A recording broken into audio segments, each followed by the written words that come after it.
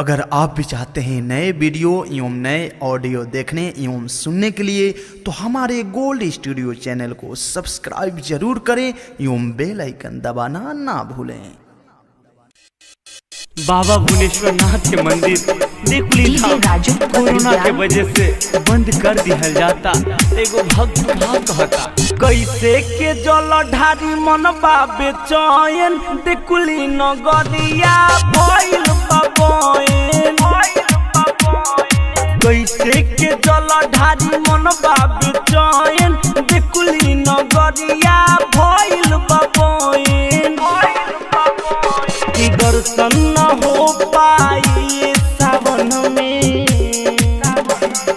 दर्शन न हो पाई सावन में, बदरी नियन दुनु झरता नयन। कैसे के जल ढारी मन बाबे चयन देखुली धाम पूरा भइल बाबोइन। कैसे के जल ढारी मन बाबे चयन देखुली धाम पूरा भइल बाबोइन। ए बाबा, अभी तक के जीवन में प्रथम बार यह सावन के महीना में राउर मंदिर ना खुले, राउर दर्शन ना कर पाई भक्त। हे बाबा, ये कहा हो रहल बा बाबा, हमने इंसान के समझ में नहीं ख्यावत। रउआ ता अगम जानी है बाबा, कोनो उपाय लगाई बाबा। जहिया से लागल बालक डाउन, जहिया से लागल बालक डाउन, सुना पड़ल बा शहर और टाउन। श्रद्धा में गदा लगिए गई, श्रद्धा में गदा लगिए गईल, रुअत सारा राउर कोयन। कैसे के जल ढारी मन बाबे चयन देखुली धाम पूरा भइल बाबोइन। कैसे के जल ढारी मन बाबे चयन देखुली धाम पूरा भइल बाबोइन। हे बाबा, हमने इंसान से जौन भी गलती कइल बा डीजे राजू के क्षमा करी।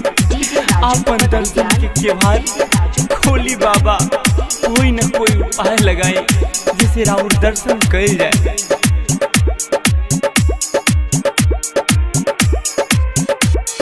संजय प्रेमी कैसे शरण में आई,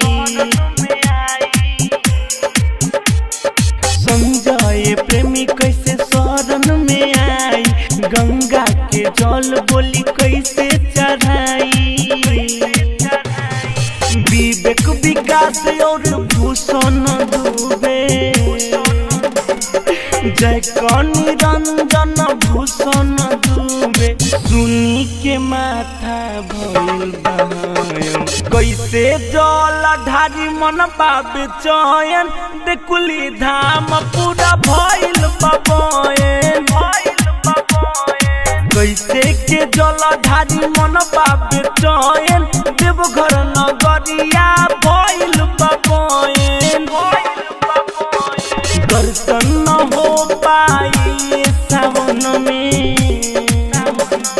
दर्शन न हो पाई सावन में, बदरी के नियन झरता नयन।